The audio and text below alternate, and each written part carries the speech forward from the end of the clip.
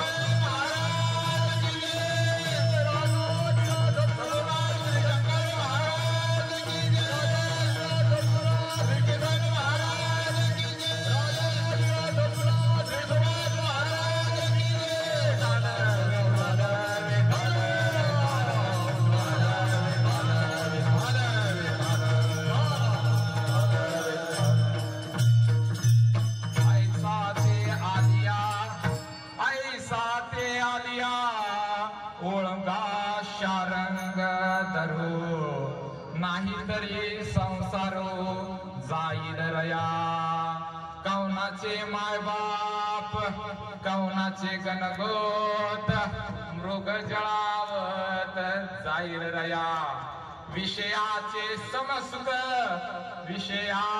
समसुख बेगडाची बाहुली आबराची सावली जाईल रया कौनाचे माय बाप कौनाचे गणगोत मृग जळावत जाईल रया ज्ञानदेव म्हणे पाहता पाहिले ज्ञानदेव म्हणे पाहता पाहिले स्वप्नीचे चैल जाईल रया कौनाचे माय बाप कौनाचे गणगोत मृग जळावत जाईल रया विठ्ठल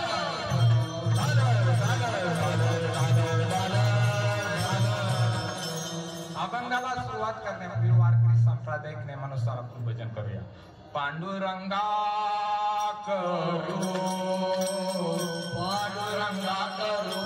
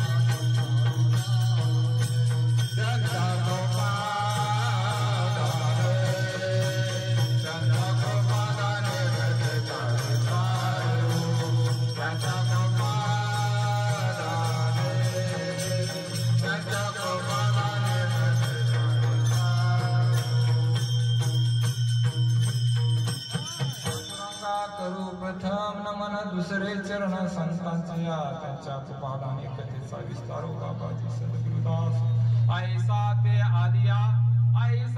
आलिया ओळंगा शारंग धरू नाहीतरी संसारो जाईल रया कौनाचे माय बाप कौनाचे गणगोत मृग जळावत जाईल रया अभंगाला सुरुवात करण्यापूर्वी परिहार देणं गरजेचं आहे आज ही कार्तिक वारी ज्यांच्यामुळे ही आज कार्तिक वारी आपण पाहतो ते वैकुंठवासी हरिभक्त परायण कैलासवासी सुभाष महाराज आणि यांनी हे लहान रोपट पेरलेलं आणि हा लहान रोपट हा विशाल येवलेसे रोप लाविले द्वारी त्याचा वेलो गेला गगनावरी महान कार्य संतांचे विचार ह्या जगतामध्ये जर पाहिलं तर सर्वश्रेष्ठ काय असेल तर संत विचार आहेत आणि खऱ्या अर्थानं देव जरी कोटला म्हटलं देव जरी म्हणायचं म्हटलं तरी संत विचारायचंय ज्याच्या जवळ विचार नाही त्याच्या जवळ देव नाही ज्याच्या जवळ विचार घाण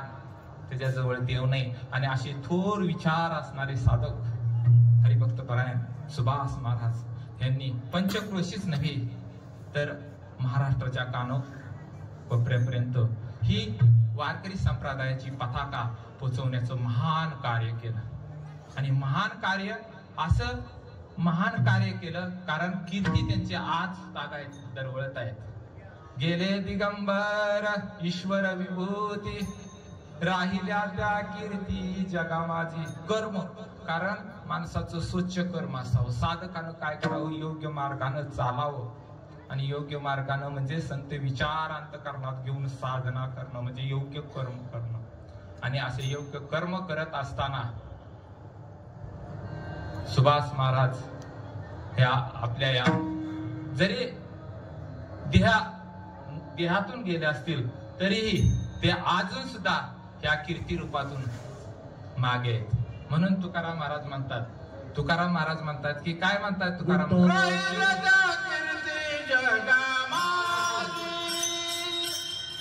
उद्धव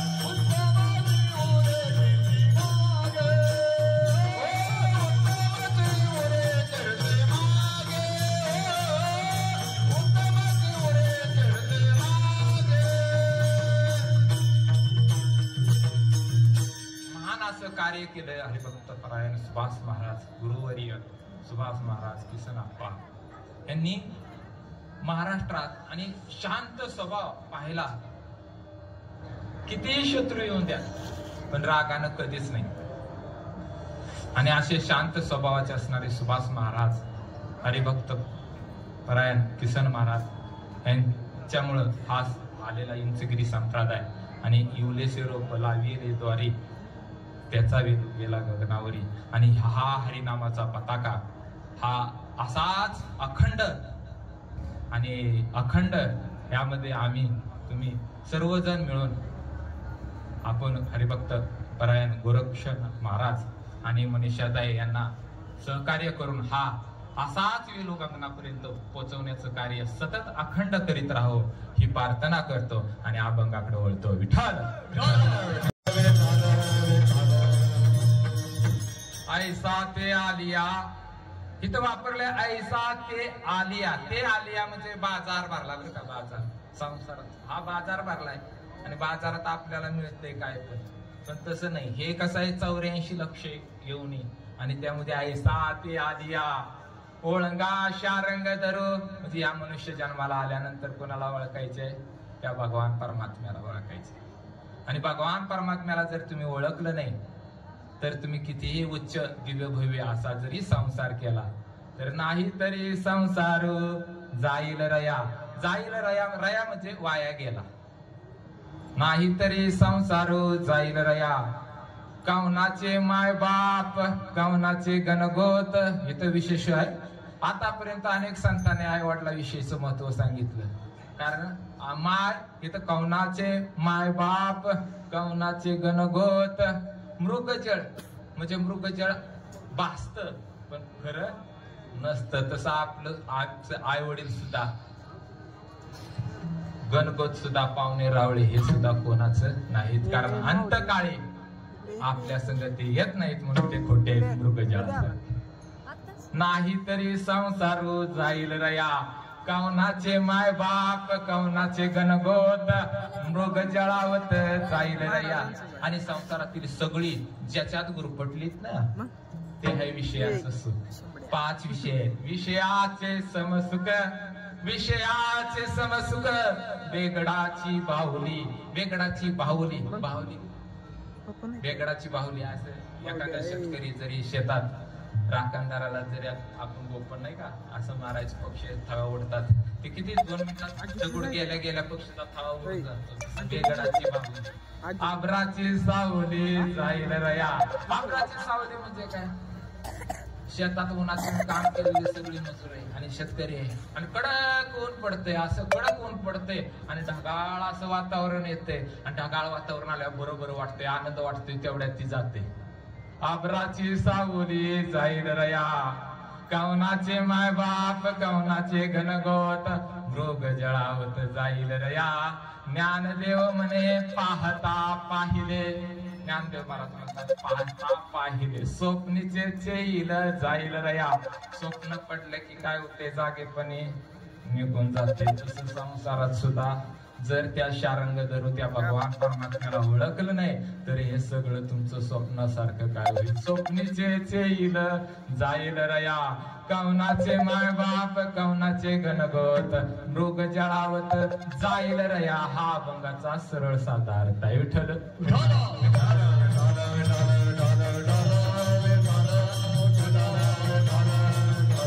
अभंग कुणाचा आहे? ज्ञानोबा माऊलीचा आहे. कारण शेवटच्या चरणावर ना समजतंय तुम्हाला. ज्ञानदेव म्हणे पाहता पाहिले स्वप्नीचे येईल जाईल रया. कारण आपण ज्या कार्तिक वारीला आपण या प्रांगणात आलोय ते ज्ञानोबा माऊलीची समाधी संजीवन समाधी सोहळा आता 17 तारखेला आहे. आणि ज्ञानोबा माऊलींनी पहिला जर बघितलं तर मंत्र एकातच चालत होता. एकातच फक्त शंकर आणि विष्णू, शंकर आणि विष्णू. तुम्ही कथासार नवनाथ कथासार पहा. कथासारामध्ये आहे सगळं. कारण मच्छिंद्र विष्णूचा अवतार आहे पण मच्छिंद्रानं माशाचं रूप घेतलं. विष्णूच कोणाकडून मंत्र घेतला? भोळ्या बाबाकडून. भोळा बाबा कुणाला सांगत होता? बायकोला. कारण बायकोला काय लपवा येत नाही.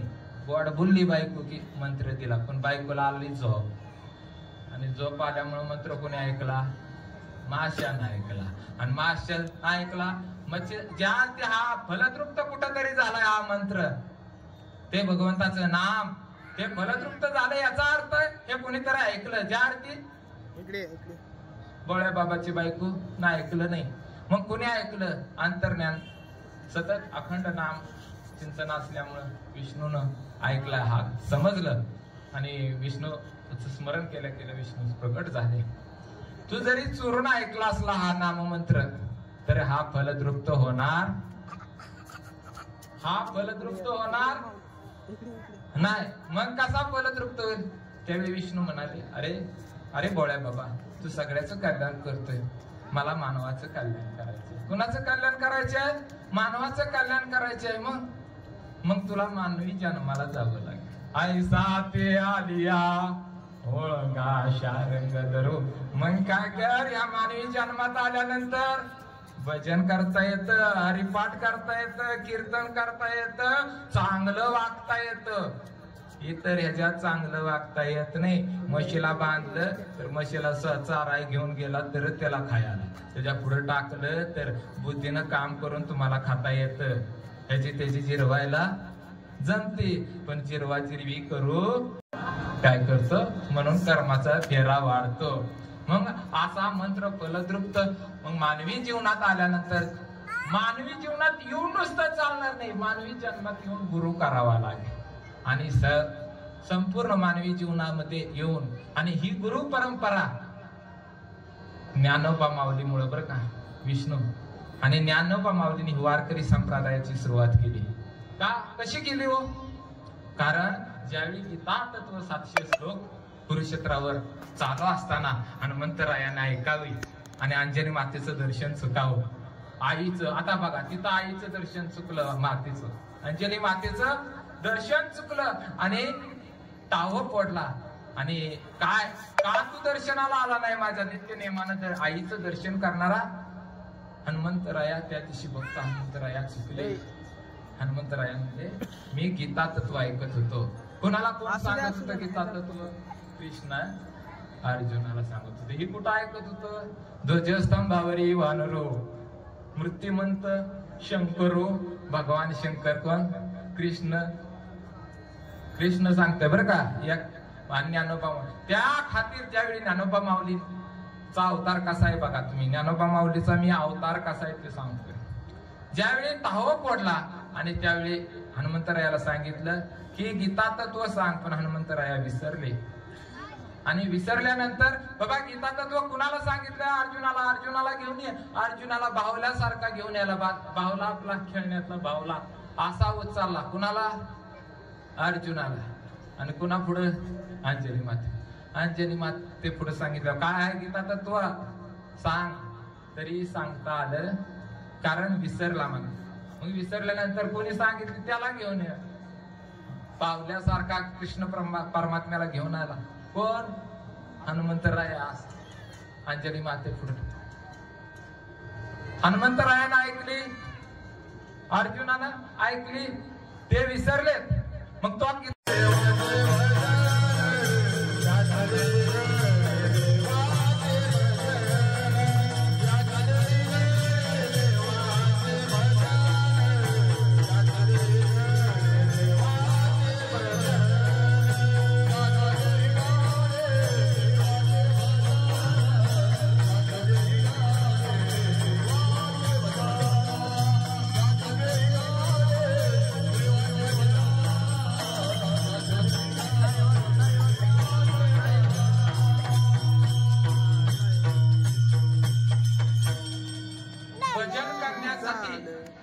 जर योग्य असा जन्म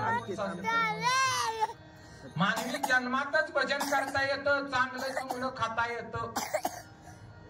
पुरणपोळी चपाती भजी कुरवड्या चांगलं चुंगलं जर या जन्मात भजन केलं नाही तर उकिरड्यावरचं गाड होतंय. मग काय खातात? या नाथ महाराज तर म्हणतात या जन्मात जर मास्तरी नाचेल, चांगली वेणी बिणी घालत असेल, पण तू जर भजन केलं नाही पुढच्या जन्मात वेणी घालाय सुद्धा चांगलं चुंगलं खायला सुद्धा उकिरड्यावर. म्हणून ह्या जन्मात आल्यानंतर काय करा, भजन करा. कारण भजनाना आपल्याला देव आपलासा होतो. आणि मानवी जन्मात आल्यानंतर गुरुकडून घेतलेला मंत्र काही का असना, श्रद्धा, कारण श्रद्धा महत्वाची. प्रेम, वात्सल्य, श्रद्धा ही जर नसेल तर परमार्थ नाही. कारण श्रद्धा, अश्रद्धा, थोडी जरी अश्रद्धा असेल तर विशेष तर भगवंत त्याच्यामध्ये वास करतो. आणि पूर्ण श्रद्धा असेल ना, पूर्ण, तर विशेषतम असा भगवान. त्याला थोडं पाणी तहान लागल्यामुळे ऊसाचं कांडकं पडलं. पण त्या दिवशी 4-5 दिवस त्या ऊस मालकाचं काय होत होतं, ऊस चोरीला जात होता. काय होत होता, ऊस चोरीला जात होता 4-5 दिवस. पण ती सकाळ संध्याकाळ ती कटाळलेलं बघून बघून. ते म्हणला दुपारचं जावं. भर उन्हामध्ये ही काय झालं, असं ताण आलं. त्यामुळे ऊसाचं कांडकं खाल्लं. मग ऊसाचं कांडकं खाताना हे दिसलं ना, त्याने एका रोड मध्ये डोक्यात मार्गा बेशुद्ध स्फोट. कोण, ती साधू. त्या बेशुद्ध पडल्यानंतर ती म्हणला आता मेलं का काय. ऊस मालक म्हणला ह्याला आता काय केलं, रस्त्यावर त्याला मेलं. परत पिकअप वाला आलं, त्याला उचललं, सरकारी दवाखान्यात टाकलं. सरकारी दवाखान्यात इलाज केला. बेशुद्ध 2-3 दिवसांना आलं. त्याला ऍपल खायला आलं. पण एक ग्रस्त जन वाचलं होतं, म्हणला तुम्ही असाच पडलं होतं ऍपल. तो म्हणला काय रे देवा, तू खोळा आहेस रे. मला तहान लागली तर तू ऊसाचं कांडकं खाल्लं, तर तो बेशुद्ध केलंच. मला बेशुद्ध केलं तर केलं, मला रस्त्यावर फेकलं. रस्त्यावर फेकलं ते फेकलं, सरकारी दवाखान्यात टाकलं. दवाखान्यात आता ऍपल खायला आणलंच होईल. पूर्ण श्रद्धा.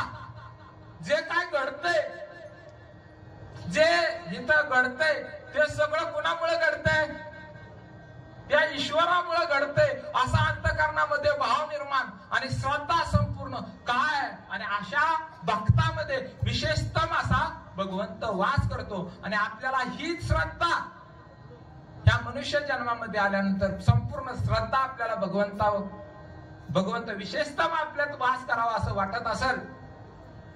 आणि कुठं करतो विशेषतम, दया क्षमा शांती तेथे देवाची अवस्थी. देव कुठं करतो, दया क्षमा शांती. आम्ही फुकतोयच लगेच. वाईस गायला आलं की फुकतोय, काय कीर्तन सांगायला आलं की फुकतोय, थोडं काय आलं की फुकतोय. देव लगेच निघतोय बरं का. विशेष तर भगवंत वास करतो. विशेषतम भगवंतांना आपल्या हृदयात वास करावा असं वाटत असेल तर आपलं कसं नम्रता, लीनता पाहिजे. आणि ह्या इथं आलेल्या सगळ्यांच्या ह्याच्यात मला नम्रता, लीनता दिसली. आणि हीच लीनता, नम्रता जर भक्ताजवळ असेल, देव त्याच्या दुरी नाही. विठाला